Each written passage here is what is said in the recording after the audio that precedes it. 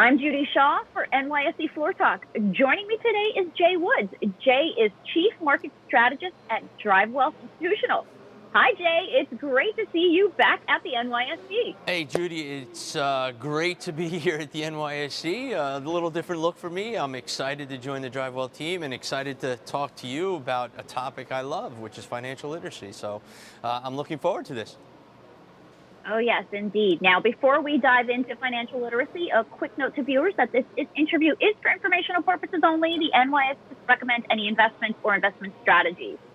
All right, so Jay, we are talking about financial literacy. April is Financial Literacy Month.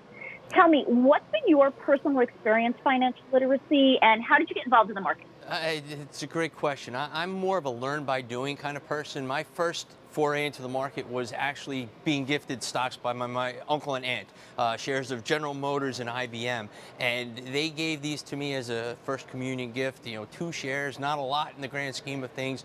But what it did is I got to follow it. All of a sudden, I'm looking at the paper. We had newspapers back then to look up the stock prices. We didn't have all these financial news networks.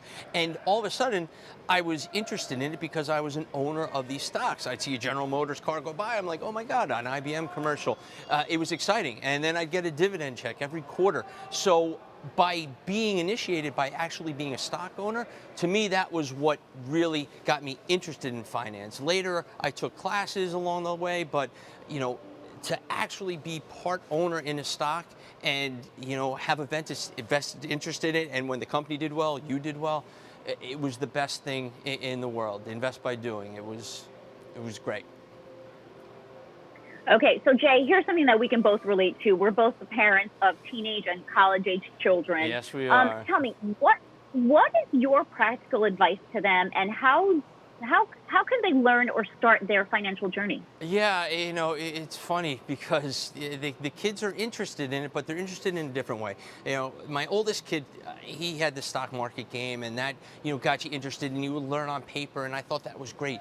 But what really gets them interested is this device right here, the phone. Every kid, every teenage kid basically has information, at their fingertips. And, invest by doing is, as a parent, let them buy a share of stock. Let them track it. They can see it on their phone. They can get instant stock quotes. I've told this story many times, but I bought my son a share of Tesla because he was interested in it, and he followed it, he tracked it. He's given me stock quotes. Now he's giving me stock advice.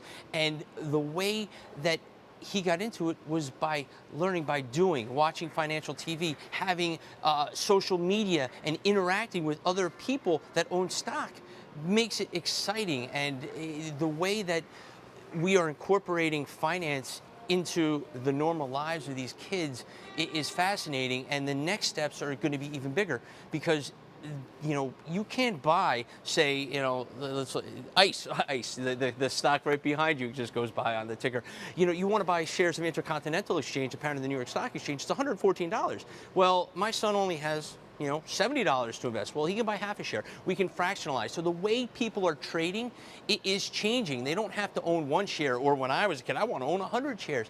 The way they have access to the market, the information that's accessible to them, and the way we're going to embed finance into their life, where it's in their hand, in their phone, and okay, now I own half a share. Okay, the earnings are coming out. It just paid a dividend. I want to buy another $50 worth. I'm cost averaging. So basic things that were terms that are taught in school that may sound like, oh, this is too much for me, are just going to naturally happen to this next generation. And exciting to see them, just have it organically ingrained in their system. So my kids are teaching me more than I ever learned as a kid. It's exciting. Oh, yeah, it definitely sounds exciting. All right, so now, Jay, for many people, the biggest question is how to start their financial journeys. What are some of the ways and resources to get past this hurdle? Yeah, the best advice I ever got when I started here at the New York Stock Exchange, so it depends on your age parameter, but when you start in the workforce, you want to put money away. You want to put money away at the younger younger age, the sooner you do it, the more it compounds over time. So someone told me put 5%, 10% of your money into your 401k. Pretend it never happened and watch it grow over time. So you're putting that money into the market and letting the market work for you. People worry about the timing. Well, over time, historically, we have a great uptrend. And if you're young, you may want to root for a sell-off because you're getting stocks on sale. If you got to buy last March, oh my gosh, God bless you. You've doubled your money. It was a historical time to get involved for a first timer. But if you consistently buy over time, buy what you know, buy what you use, buy what you believe in, then you're going to be engaged. You're going to continually grow that money, and that was the best advice I ever got. And then for the kids, going back to what we talked about, get involved on your phone. Get involved early. You have to be 18 to have an account, but have your parents, as a parent, talk to them because they're going to teach you just as much as you think you know, because they'll teach you how the app works and how to put money into the app. And it's exciting how finance has really expanded. And what we saw this past winter was the retail investor coming to the market, and people were, the meme stocks. Well, this was the greatest thing. Volumes rose, and yes, there were some investors who may not have been as educated as they should have been, but now they're here and they want to be educated. And to get a whole new crop of investors, to me, is exciting. For someone that's been here for 28 years, there's nothing better to see a new wave of investors. And as a parent, Judy, you and I know this, our kids are asking these questions. They want to know more about these stories and these stocks and IPOs and secondaries and public offerings. It's fascinating, and the more information we can give them, the better they are, and they're starting far ahead than we could have ever imagined.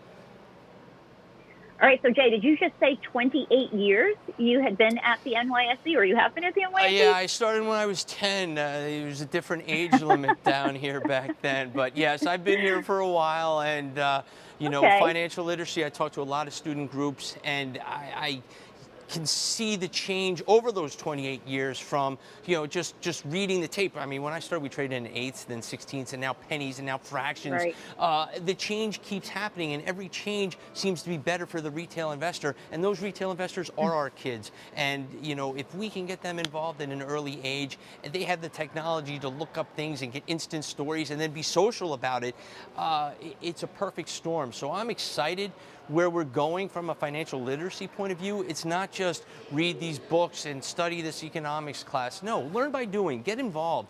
And now more than ever, they can get involved. And I know, we talk about this here at the exchange all the time. It's exciting when the volumes go up. It's exciting when the retail investor comes in. It's exciting when new companies go public. And to bring everyone together and for people to do it on their phone, I mean, my God, I had to wait every week for Barron's to come out and check my weekly updates. Times have changed, and the change has been progressively better. And I look forward to this next generation, our kids, when we can sit out on the deck and talk about the market and talk about our investments. It's exciting. Well, Jay, thank you so much for your insight. It's been wonderful to talk with you. Welcome back to the NYSE, and thanks for joining me on NYSE Floor Talk. It's great to be back, and I look forward to talking to you soon.